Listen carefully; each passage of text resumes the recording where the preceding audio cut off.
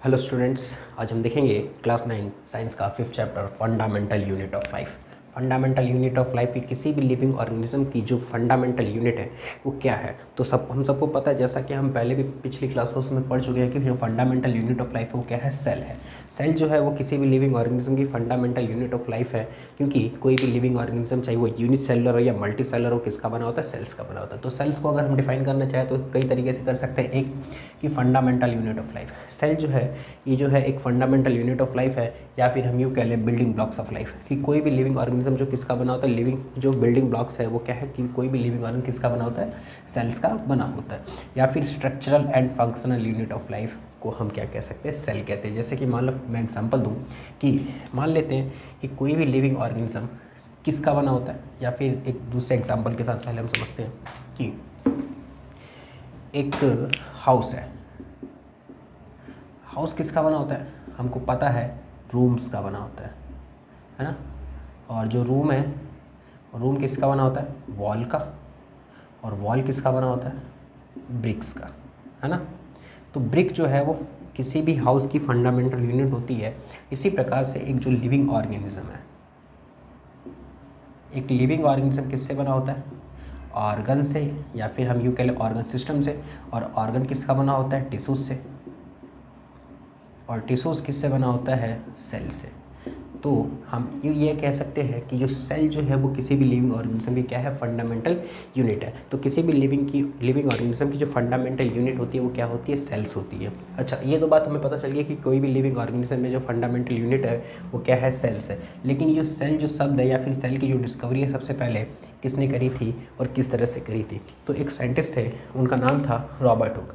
तो discovery of cell, discovery of cell किसने करी थी, एक साइंटिस्ट थे, उनका नाम था रॉबर्ट हुक। Robert Hooke. तो जो रॉबर्ट हुक थे, इन 1665 के अंदर रॉबर्ट हुक ने सेल की डिस्कवरी करी थी। उन्होंने क्या करा था, जो प्लांट का जो बार्क होता है, जो मतलब जो प्लांट की जो टहनी होती है उसका जो सबसे बाहर वाला पार्ट होता है उसको हम कहते हैं बार्क। उस बार्क को लिया और उस बार्क के अंदर से एक उसका पार्ट होता है कॉर्क, वो निकाला और उस कॉर्क को क्या करा, ऑब्जर्व किया।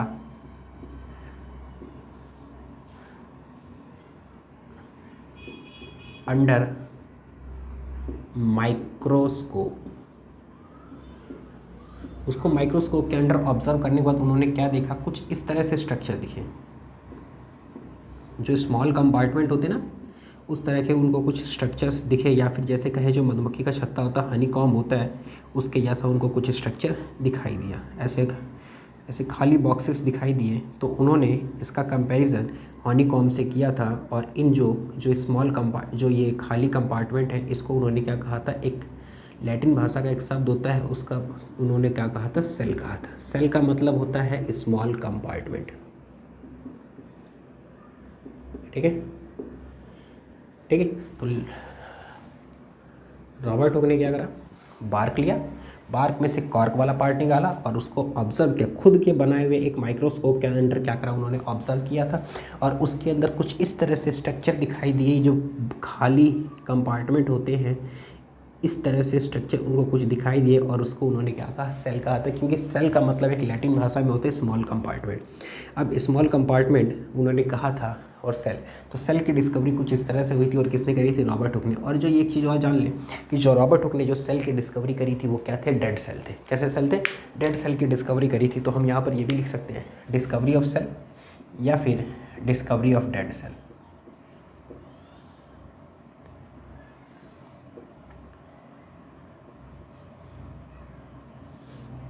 ठीक। अच्छा, फिर इसके बाद एक दूसरे साइंटिस्ट आए, उन्होंने लिविंग सेल की डिस्कवरी करी। डिस्कवरी ऑफ लिविंग सेल किसने करी थी, एक साइंटिस्ट था, उसका नाम था लेवेनहुक। इन 1674 के अंदर पॉन्ड वाटर को ऑब्जर्व करा था माइक्रोस्कोप के नीचे। तो उन्होंने लिविंग सेल की डिस्कवरी इस तरह से करी थी। फिर सेल के अंदर कुछ और भी स्ट्रक्चर पाए गए, जैसे न्यूक्लियस। तो न्यूक्लियस की डिस्कवरी एक साइंटिस्ट थे, रॉबर्ट ब्राउन, इन 1831। इलेक्ट्रॉन माइक्रोस्कोप की डिस्कवरी के बाद न्यूक्लियस की डिस्कवरी करी गई, किसके द्वारा, रॉबर्ट ब्राउन के द्वारा, 1831 के अंदर। फिर एक साइंटिस्ट आए थे परकंजी, इन्होंने क्या कहा था, एक एक प्रोटोप्लाज्म की डिस्कवरी करी थी 1839। प्रोटोप्लाज्म क्या होता है, सेल मेम्ब्रेन के अंदर जितनी भी चीज़ें होती है उसको क्या कहते हैं, प्रोटोप्लाज्म कहते हैं। तो प्रोटोप्लाज्म की डिस्कवरी परकिंशी ने करी थी। तो इतना आप लोग नोट कर लीजिए, फिर आगे देखते हैं। तो अब हम देखेंगे सेल थ्योरी। सेल थ्योरी क्या होती है और किसने दी थी, ये सारी चीज़ें अब हम जानेंगे। तो सबसे पहले दो साइंटिस्ट आए, स्किल्डन एंड स्क्वान। स्किल्डन जो थे वो बॉटनिस्ट थे और स्क्वान जो थे वो जूलॉजिस्ट थे।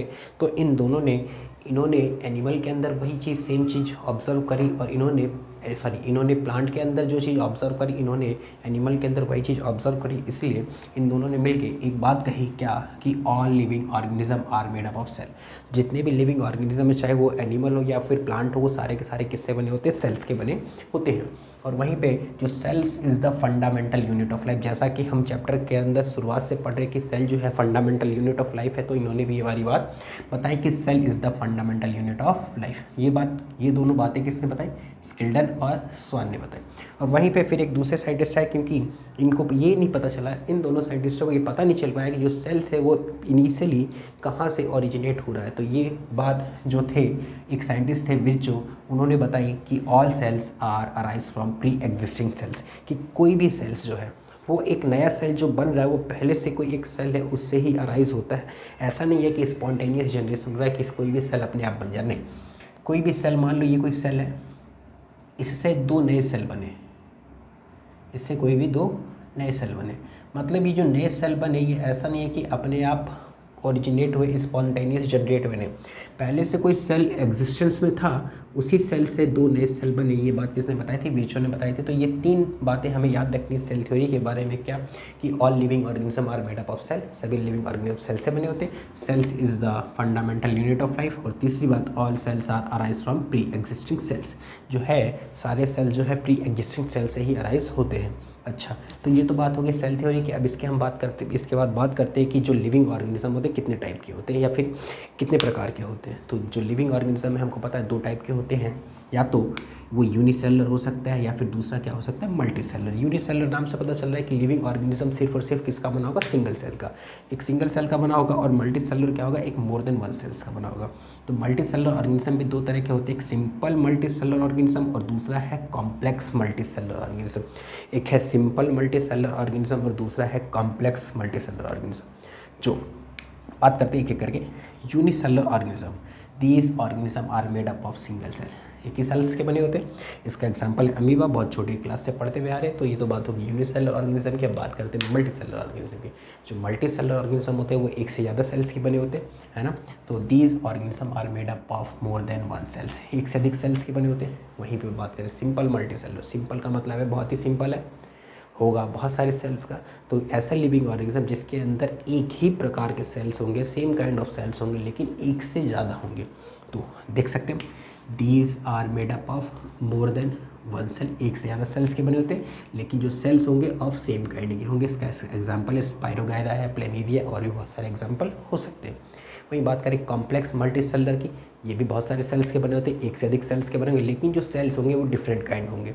तो these are made up of more than one cells of different kind, अलग अलग प्रकार के सेल्स के बने होते हैं एनिमल और प्लांट के अंदर। ये एग्जांपल देखे जा सकते हैं। जैसे हम ह्यूमन की बात करें, ह्यूमन जो है एक कॉम्प्लेक्स मल्टीसेलुलर ऑर्गेनिज्म है, क्योंकि ह्यूमन का जो हार्ट के सेल्स है, लंग्स के सेल्स है, लीवर के सेल्स है, ये सारे अलग अलग टाइप्स के सेल्स के बने हुए, क्योंकि सबका अलग अलग अपना अपना फंक्शन है। तो इसीलिए ये किस में आ जाते हैं, कॉम्प्लेक्स मल्टीसेलुलर ऑर्गेनिज्म में आते हैं। तो ये आप नोट कर लीजिए, फिर आगे देखते हैं।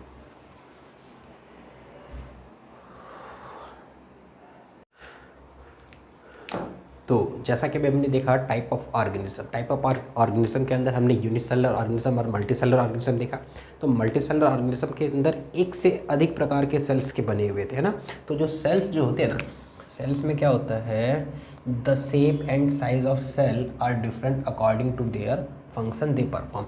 जो सेल्स होते हैं, जो डिफरेंट काइंड ऑफ सेल्स होते हैं, वो इसलिए होते हैं क्योंकि उनका फंक्शन क्या होता है, अलग अलग होता है, जिसकी वजह से उन फंक्शन के अकॉर्डिंग उनका शेप और साइज़ होता है। जैसा कि यहाँ पे मैंने कुछ एग्जांपल ही रखे, जो नर्व सेल्स होता है वो कुछ इस तरीके का होता है।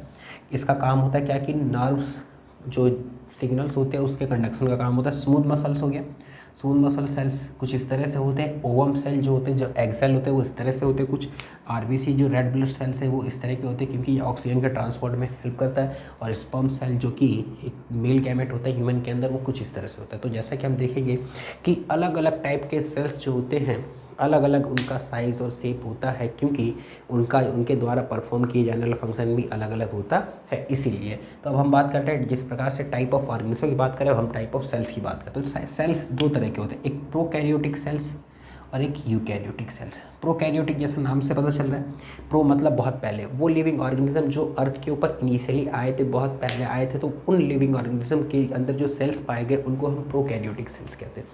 और जो अब जो थोड़े से एडवांस ऑर्गेनिज्म है उनको हम यूकैरियोटिक, उनके अंदर जो सेल्स पाए जाते हैं उसको हम यूकैरियोट्स कहते हैं। अब क्यों कहते हैं, क्योंकि जो प्रिमिटिव ऑर्गेनिज्म थे उनकी जो सेल्स हुआ करते थे ना, उसके जो न्यूक्लियस होते थे, जो प्रिमिटिव ऑर्गेनिज्म थे उनके सेल्स के चारों ओर जो न्यूक्लियर मेम्ब्रेन है ना वो एब्सेंट है, न्यूक्लियर मेम्ब्रेन एब्सेंट। जो प्रोकैरियोट सेल्स होते हैं उनकी न्यूक्लियर मेम्ब्रेन एब्सेंट होती है और वहीं यूकैरियोटिक सेल्स के अंदर न्यूक्लियर मेम्ब्रेन प्रेजेंट होती है। अगर मैं एनिमल और प्लांट की बात करूँ तो उसके चारों ओर ये न्यूक्लियर मेम्ब्रेन प्रेजेंट होती है और प्रोकैरियोट्स के अंदर एब्सेंट होती है।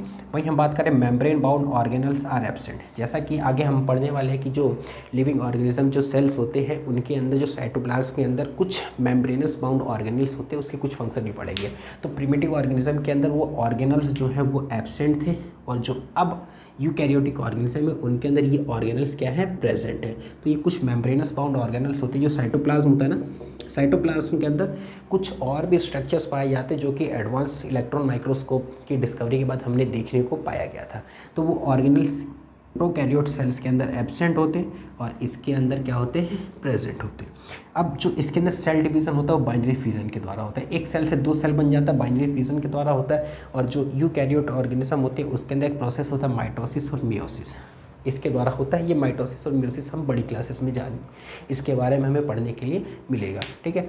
या फिर चैप्टर आगे जब आएगा तो लास्ट के अंदर माइटोसिस और मियोसिस के बारे में थोड़ा सा जिक्र है, तो वहाँ पे हम माइटोसिस और मियोसिस को एक्सप्लेन कर देंगे। अच्छा, जो प्रोकैरियोट सेल्स के एग्जांपल है bacteria cell, blue green algae, क्योंकि प्रिमिटिव ऑर्गेनिज्म यही थे, bacteria, blue green algae etcetera. और जो यूकैरियोट सेल्स है, प्लांट हो गया, एनिमल हो गया, जितने भी कॉम्प्लेक्स ऑर्गेनिज्म वो सारे के सारे उनके अंदर यूकैरियोट सेल्स पाए जाते हैं। तो आज की वीडियो में बस इतना ही, आगे पढ़ेंगे हम नेक्स्ट वीडियो में। Thank you.